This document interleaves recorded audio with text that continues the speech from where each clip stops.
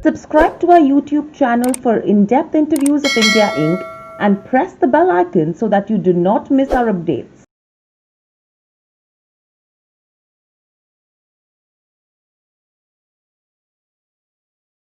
Hello and welcome to Nirmal, ladies and gentlemen. I'm Hiral Dadia. We have with us Rahul Arora, CEO, Institutional Equities at Nirmal joining in. Welcome to the show, Rahul. It's a pleasure to speak to you after a really long time, at least on camera right now. So overall, last time when we spoke as well, there was some bit of conviction that was still there in terms of where markets were concerned. And I think all of us have been of the opinion that, yes, these were good levels to buy. You could see some bit of ups and downs, but longer term vision is positive. Now, taking the continuous rise that we've seen in terms of COVID cases, the disjunction that we've seen between the economic fundamentals as well as the market rally, that's something which is still tempering the investor optimism. What's the sense that you pick up? So, Hira, thanks for having me on your show. Good to be back. I think if we were having this conversation on the 23rd or 24th of March when the Nifty was at 7,500, and you told someone that 5 months hence you'd be 4,000 points higher at 11,500, I don't think you would have had too many takers, and you would have probably not.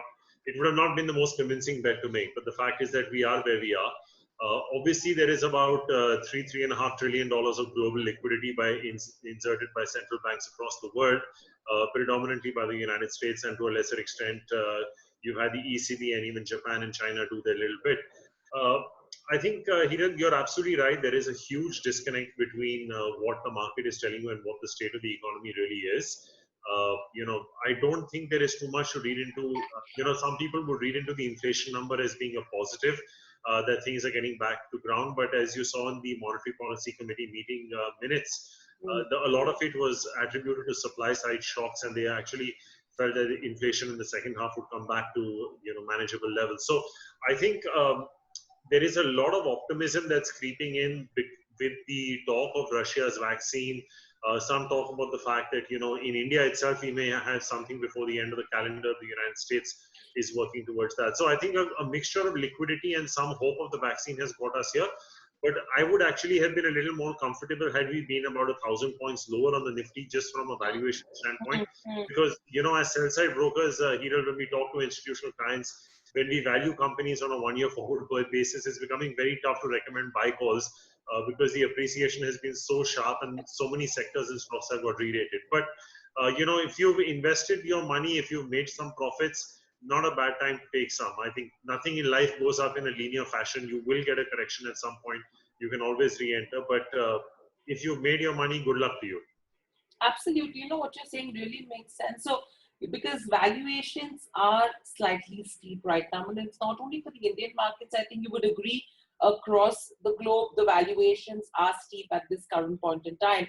Now, taking this into consideration, if an investor asks you right now, Rahul, that is this a time where you would recommend buying? What would your answer be to that? Because I understand you're saying that if you have made some buck, please take it home. But if a new person wants to enter right now, do you think it's advisable? So, here the only way to make that call is if you are buying into the market today, I would say the minimum horizon you need to have is 2 to 3 years. Because there is a good chance that if you buy a stock today, it corrects 15-20%.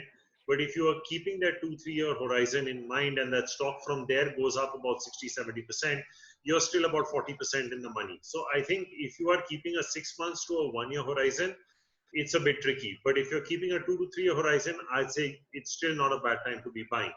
Interestingly, while a lot of stocks and sectors have re-rated, I think the interesting stocks and sectors to look at now would be the ones that would benefit from the opening up of the economy.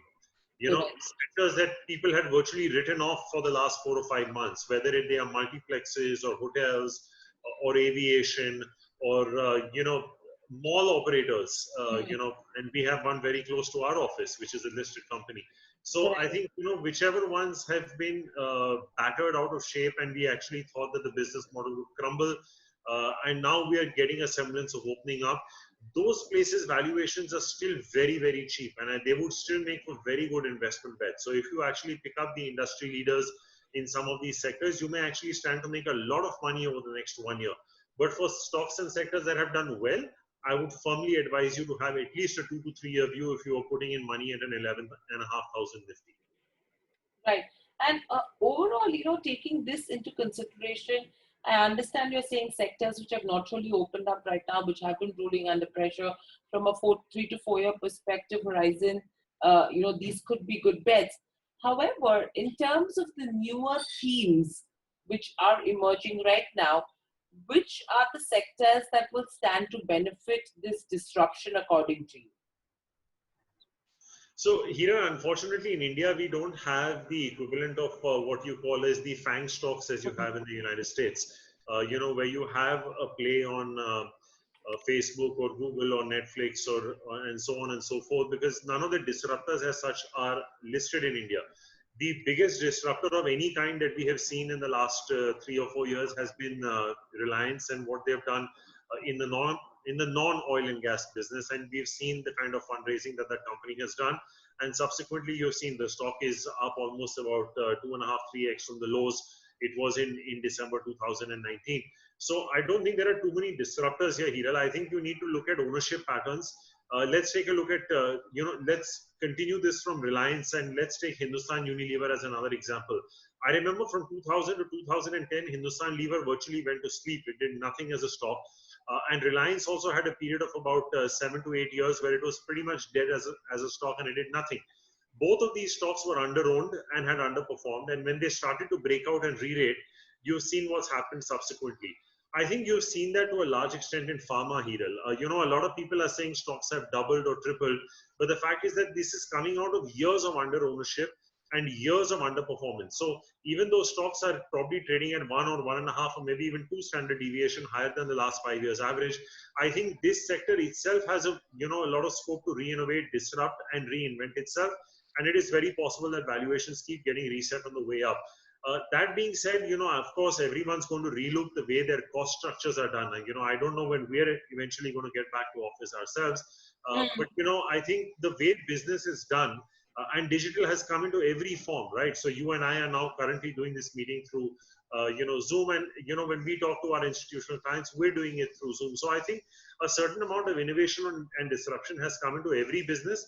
Unfortunately, I don't think there's a pure play way to play it. I think you'll have to look at ownership patterns and underperformance and try to identify opportunities there, which is why I had put some of the discretionary names in my previous answer, like hotels, multiplexes, Right. restaurants, mall operators, etc.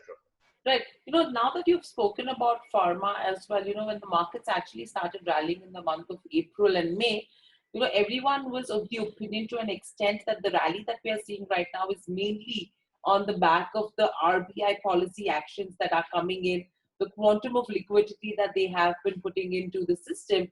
However, overall, if you go to see again, people have stopped believing that, and now everyone's of the opinion that probably the virus somewhere or the other is getting contained and earnings recovery is coming back. Do you think that's something which is happening? And do you think with that, especially taking into consideration IT as well as pharma names, pharma could be the next IT sector in line? So it's very possible that both of these sectors continue to do well, Hiral. I was touching on pharma in my previous answer. I mean, see, I think most of the people that went underweight over the last 1 year on IT, Hiral, probably thought that this would be a very bad and a very big recessionary year in the United States. You will have huge cutbacks in discretionary spending, especially by the financial services companies, and that would definitely affect the revenues for the Indian IT services companies, because most of them have a bulk of the revenues coming in from the United States, and then of course to a lesser extent from the European continent. That has not panned out to the extent that people were anticipating. So of course, the other reason people play IT is rupee depreciation, but there again, you've not had any material depreciation taking place. So I think the fact that the US economy has not fallen off the cliff has given people hope that IT revenues, which were projected to probably hit zero or perhaps even go into negative, that's probably not going to happen, and you'll probably get a single-digit growth in IT companies going forward if you take a 2-year CAGR, because the total contract value or the TCV of the frontline IT companies is very strong. The only thing that we need to see is how much of that actually gets converted into orders. So, the other point, Hiral, is on pharmaceuticals, for the longest time, whenever we woke up in the morning and just got out of bed, you were reading, news reports of US FDA inspections, Form 483s, compliance issues, something or the other going wrong with, manufacturing units, recalls of drugs and bottles happening. All of that has pretty much gone away. You're now talking about approvals happening. You're now talking about the new age of API and how India can play a role in the API side of things. People are looking at, where the advantages are on domestic formulations vis-a-vis global formulations. So I think a lot of things have changed in terms of the news flow and the business metrics for pharma, which is why I think this is a sector that could either hold its current multiple or even expand it. And like I was saying, in the case of IT, the biggest thing that goes in IT's favor is these guys are cash behemoths.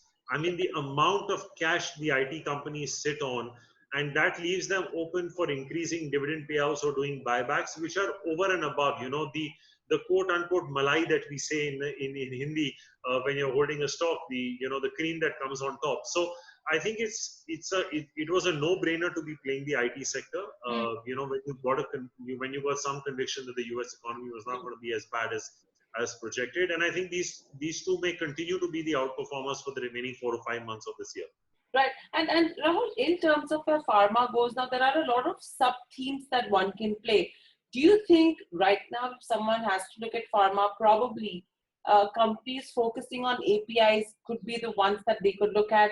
Companies who are focusing mainly on the vaccine side of it, or for COVID, or even in terms of COVID medication, these could be sub-themes that could be actually played out. So the interesting part here is that if you pick up any major Indian pharmaceutical company in the large caps or even in the mid caps, most of these have what we call an option value. There is something in the pipeline that is likely to get an approval in the next 3 to 6 months or a year, which typically as sell-side analysts, you start ascribing a probability to. You try and capture the earnings that is going to come from that option value drug. You ascribe a base multiple to it and you factor it into your overall price target.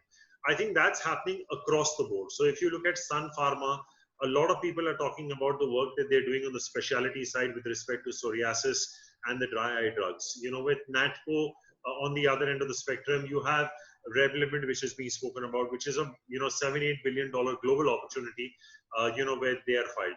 When you talk about Dr. Reddy's, there's a lot of talk about the proprietary pipeline that they're basically going into. So I know APIs is the much talked about theme, and everyone's lapped up, and stocks like Ipca, etc., have done really, really well. But even if you drill down here, and if you look at names like, say, even an Indoco Remedies or a Dishman Pharma, I think pretty much most of the Indian well-owned institutional pharmaceutical stocks have some option value or the other, which you're probably going to ascribe a value to. And I think periodically you're going to see periodic re-ratings. I'm not saying these may be consistent re-ratings, but as you get closer to an approval or a launch, you may continue to see spikes in these names. So if you're holding on to these names, Hiral, I don't see any reason to sell them. If you've made a lot of profit, by all means book some profit, but there's no need to exit a stock just because it may have gone up 2 or 3x.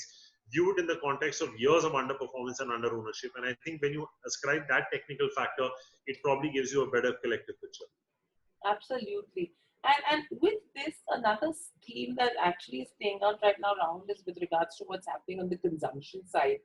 FMCG companies, if you see the Q1 earnings as well, the volume growth is pretty encouraging as versus what we actually expected on the street. And even that's caught the companies by a surprise because April was slow. May, June, July, and even August right now, they are seeing that trend which has continued. Now, taking consumption into consideration, taking consumer durables, say in terms of like kitchen appliances, home appliances into consideration, do you think this could be a pocket which could be actually looked at, or do you think valuations have become steep right now? So, Hiral, if you break down consumption into staples and discretionary, and I'll give you my thoughts on both, but let me underline it with a very important caveat. Our economist Teresa has been writing about the rural part of the economy doing well since the start of this calendar year. For the last 7 or 8 months, she's just written extensively about it, and that's played out. The last crop harvest was very good. The next projected crop harvest is again very good. The acreage under cultivation has gone up. As we speak, the country is about 6% in abundance in terms of rainfall. The NREGA payouts by the central government as a part of the stimulus package has also gone up. So everything has worked for the rural income worker, right? Now, this is a very important part of consumption. So if you look at the auto sector and the Hero MotoCorp is almost doubled. So when you talk about consumption, if you include autos over there, now the good part about these consumption companies, Hiral, is that when you get into a company which is a multi-product company, the good part is you can uptrade and downtrade the consumer very easily, right? You can get him in, like for example, a Maruti can sell you a car at 3 lakhs and he can take you all the way up to 10, 12 lakhs. And that holds for FMCG companies like Lever, etc. also. So I personally think in the context of expecting a good rural income scenario, of course, there is an issue on the migrant side, but our understanding is, because we do track companies like PNC, Infra, KNR Construction, and a few others, that a lot of these migrant workers have now started getting employed on a daily wage basis on road construction. So they will probably be getting, 300, 400, 500 rupees per day. And, here the difference is when people like you and me get salaries, we typically tend to save. For a lot of these workers, the money comes in from the left hand and it goes out from the right hand. So the propensity to consume is much higher for them, and not a lot of the money is saved. So the velocity of consumption is actually very high in the rural part of the economy. So which is why when you talk about rural consumption, that is very, very important. So I think consumption as a space should be looked at. I know it has had about three or 4 months of underperformance, but once you start seeing the volume growth numbers come back, I think the valuation reset on the way up will definitely happen. Now to the other part, which is discretionary here, and it goes back to the first answer I said. There are some very high quality companies. I mean, if you look at a V-Guard or a Crompton Consumer, Bajaj Electricals, Orient, so on and so forth. You look at a Whirlpool on the durable side. All of these are fantastic companies, right? So for a lot of people who had house helps before the lockdown and don't have house helps because their societies don't allow it or they don't want to, have suddenly discovered that dishwashers and washing machines are extremely important. And the point is, when we talk to these people, and even if you talk to someone like a Dixon, and I believe you recently interviewed the management, they're basically converters. They're saying, when you talk to people on the ground, they're saying, maal nahi mil raha, demand ka problem nahi hai, hamare paas maal nahi aa raha. The point is that there is such a spurt of demand that has happened for basic essentials that companies, because of labor issues, are not able to meet. So I think consumption as a space should be a very important part of your portfolio. I would still say if you're holding the larger names, if you have names like Lever, Nestle, Britannia, off late you've seen Imami do really well, Dabur, Marico. There is no reason to sell these names right now because you're going to see the fruits. If you've borne the frustration of the last 3-4 years of underperformance, don't sell it when things are looking up. Even in the case of Hero, I was on the Q1 call, they were sounding extremely optimistic. So I think anything related to consumption right now, whether it's rural or urban, because we are close to an opening up of the economy, I think should be held in the portfolio. I think they'll continue to do well. Absolutely, and that's something which is working out in favor of the automobile companies as well, because you're seeing that up move which has started to come in, but it's mainly the entry level segment which has been doing really well in the passenger vehicle as well as the two-wheeler segment. Yes, luxury is a back burner. Tractors are doing well, whereas CV is something which is concerning right now. But that trend, what you're saying, where rural demand is picking up, has been seen with regards to where the auto space goes as well. With this, that we're touching upon auto as a sector as well, Rahul, the other concerning area is what's happening to the financials, especially if you have to look at where NBFCs are concerned. Do you think there is a structural challenge right now with the business model of NBFCs, taking into consideration the entire scenario right now? So if you look at BFSI as a whole, Hiral, the weightage in the index has dropped. As of this morning, we know that SBI Life Insurance is going to be included in the Nifty. next month. But even then, it's not going to be in excess of 35% ceteris paribus, given where we are today. At one point, this was as high as about 40-41%. Right. So, to that extent, the value, the weightage that the financial sector has in the index has gone down, and a lot of that has moved in favor of, say, Reliance Industries, whose weightage in the index has gone up quite substantially. Now, you look at any major mid-cap bank or the large-cap banks, Hiral, in the last 1 month, most of these have raised capital. Some may have raised 5,000, Right. some 10, some 15, some 20. That is irrelevant. And I'm not talking about Yes Bank here. That's a special case. Ex-Yes Bank also, pretty much all the others. Now, if you analyze the capital adequacy ratios of all these companies, their tier 1 capital, tier 2 capital, a lot of these banks did not really need this capital, but they have raised it. Now, Correct. either they have raised it for growth, or they are seeing that there is going to be a wave of NPAs that they cannot project right now, but they know things are going to get bad.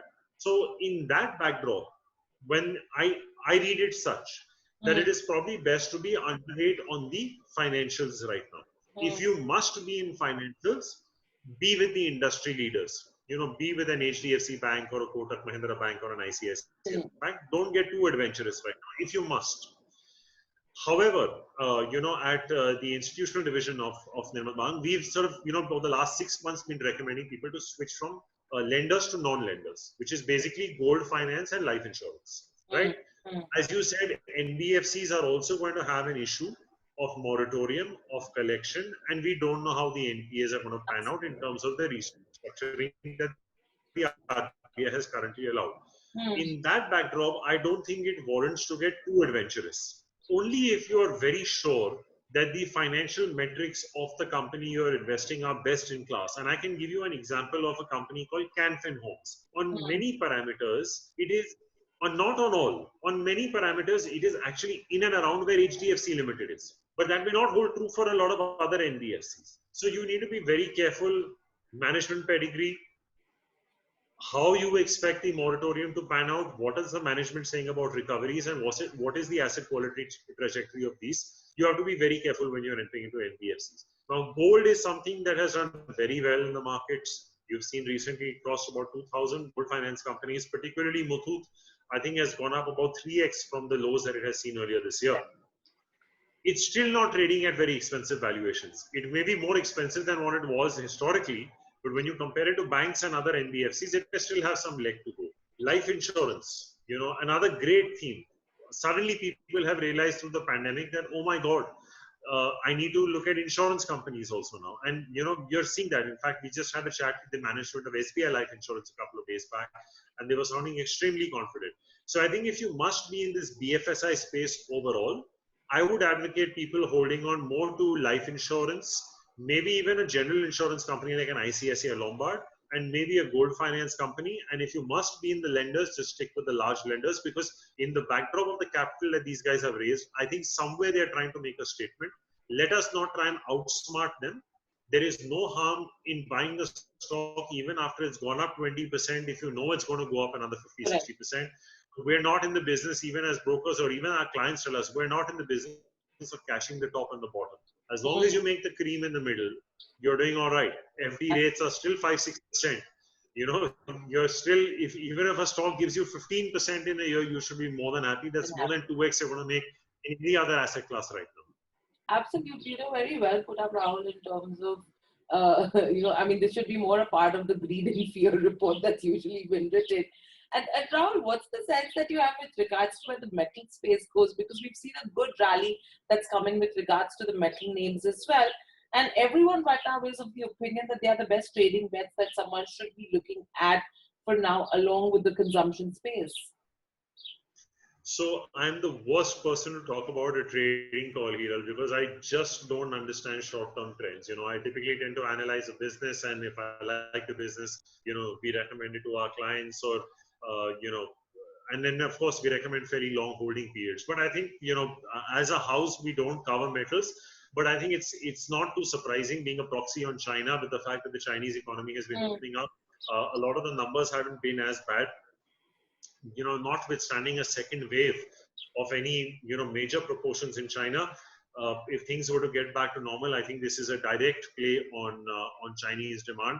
If you just track the Chinese import and export data, it's fairly easy to take a trade on the metal side. So I think a lot of these are leveraged also, Hiral, if I'm not mistaken. Whether if you look at a Hindalco or a Tata Steel or a JSW Steel.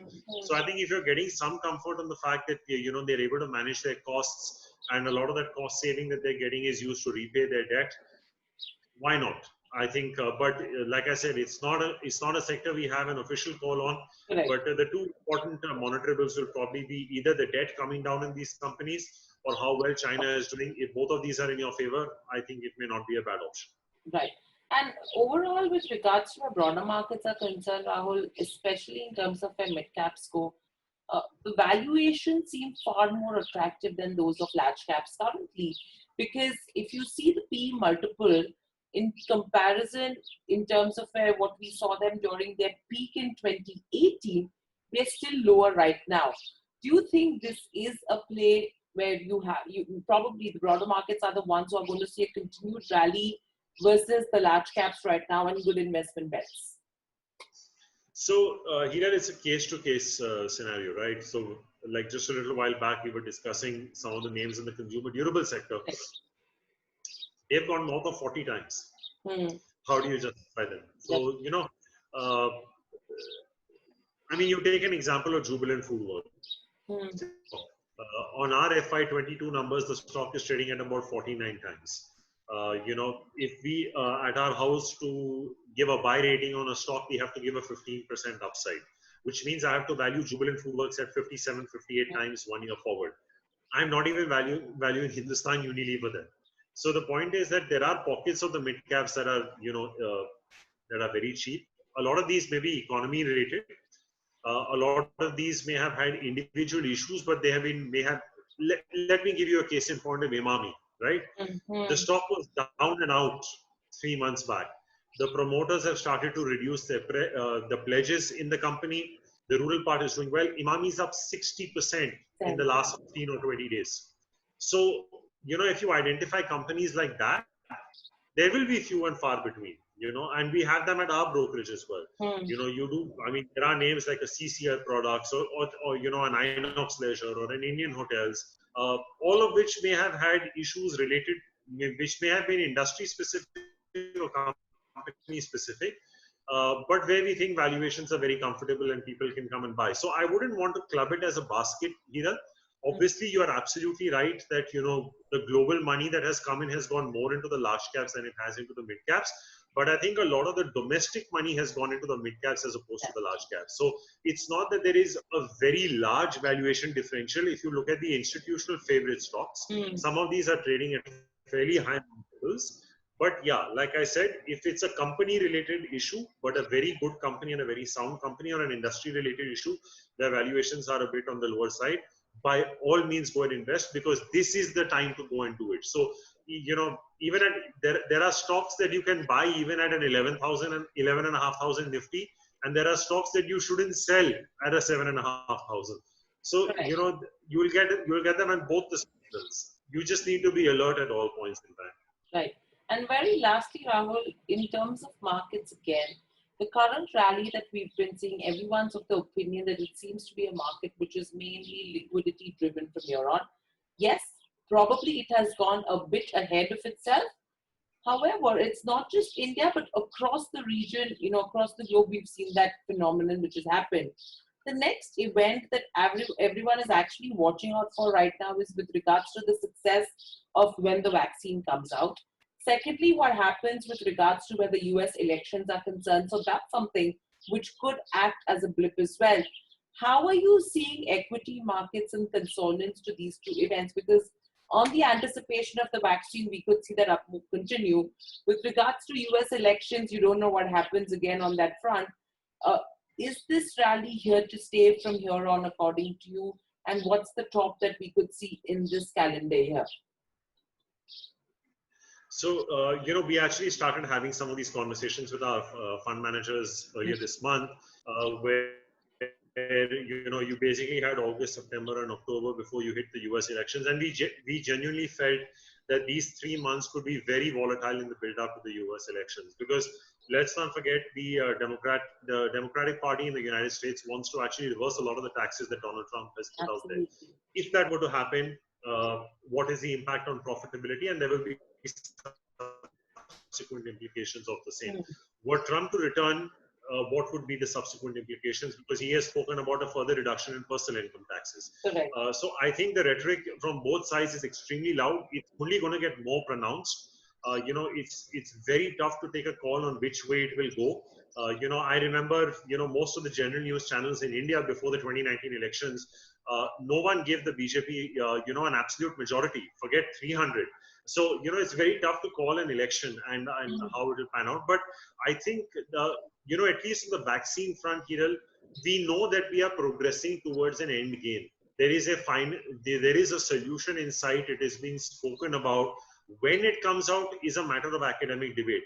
But I think a large part of this rally that you have seen, which are obviously liquidity induced, if you had to pin me down to one reason, it is because the people think that there's going to be a vaccine and normalcy is going to return sooner rather than later. So I don't know how much further this market can re-rate just because a vaccine comes into the market. You're up 4,000 points. So I personally think, even if everything is positive this year, I think it's going to be a bit of a challenge to take out the all-time high, which is still 1,000 points away from where we are. Unless the market just suddenly rolls over all its numbers to FY23 and say, forget FY22 also, because you've written off FY21, you went to FY22. Now at 11,500, you're finding it very difficult to justify stocks on FY22. You say, okay, I'm still sitting on cash. I still need to invest. Let's roll over to FY23. Then it's a totally different ballgame. Then we may even take out the highs. But I don't think, given the last 10 years, Hiral, we've never had a 5-year secular bull market that you did between 2003 and 2008. It's been very volatile in spurts. You've had these periods where it's gone up very sharp. You've had periods where it's gone down very sharp. So I would at best say it's going to be volatile. I'll give you a very broad range. I think somewhere around 10 and a half on the way down and about 12 and a half on the way up. I don't think there is reason for the market to break down below 10 and a half unless you have a second wave. Then all bets are off. And if all the good news was to come to pass as well, I don't think there's enough to take it past 12,500. So within this range, I'd say if you get to say 10 and a half, 11, start deploying money. If you're getting closer to 12, 12 and a half, you start taking some profits. That's probably the broad way I would look at it. And that's going to be a broad range that everyone's watching out for as well, Rahul. And very interestingly, when you're talking of the second wave as well, I was reading a couple of reports which are clearly indicating that because they've seen a second wave which has come in every other country, India, the anticipation was that the second wave could come in the month of, say, September, October latest, which does not seem to be the case right now because we are yet on the first wave. Now, the anticipation is that the second wave could move further down, which could come back in the month of, say, December or latest Jan. Now, if that happens, that's going to be something which could be troublesome for all of us. And in consonance to this, very interestingly, when I was talking to PwC as well, a survey that they've done with around 225 CXOs, what they've been indicating is mainly IT as well as pharma. These two sectors are of the opinion that by June 2021, they are going to be at pre-COVID levels. So statements like this seem to be really encouraging. Now, how much falls in place is something I think we need to watch. Well, we all welcome Lord Ganesh into our houses tomorrow. So, in that backdrop, let's just hope that it's the turning point. He is the favorite god for all the people in Maharashtra, maybe in most parts of in the world. So let's hope they call him Vignaharta. Let's hope that, the mark of that festival does not even, help thoughts of a second wave resurface. But that's a bit on the lighter note, Hiral, but, we do pray that this is the end of it because you don't know where things will go if there's a second wave, Hiral. I think, the country itself is dealing with sporadic lockdowns, even within the Mumbai metropolitan region. Some parts are open, Thane is shut. So it disrupts businesses, it disrupts livelihood. If you're going to do a lockdown, you do a block lockdown and you probably then say, I'm going to open up in phases. this is my plan. But in the middle of that plan, if you're going to keep having lockdowns, weekends shut, week hours, this, that's why I said in one of my earlier answers, Hiral, if you have a second wave, all bets are off. And I don't think, forget me, I don't think anyone in India has an answer of what implications this will have on business, and I don't think anyone knows what implications it's going to have on the stock market. But I just hope it doesn't happen. I still believe IT and pharma will be the sectors that will be safer bets. But like I said, in the backdrop of the monsoons, the crops, the Narega payouts, the rural theme, I would still continue to look at names like, in the auto and the consumer space, and especially the discretionary part, which is getting closer to opening up. So I think if you build your portfolio around these 5 or 6 buckets, you should be okay. I think you'll sleep peacefully at night because most of the companies in these sectors are not leveraged. That's the most important part. A lot of them are MNCs, so you don't have to worry about governance issues. You will sleep relatively well at night. Absolutely. I think that's something which is really required for everyone as of now as well. Though everyone's working from home, I think sleeps are off, taking into consideration what's happening around. But I hope that everyone stays safe as well and we avoid that second wave that has to come in. All pray to God for the same. But thank you, Rahul, so much for joining in. It was a pleasure speaking to you. I hope you enjoyed the conversation as well. And I hope all the participants enjoyed the conversation as well and have taken back something from this. Thank you so much.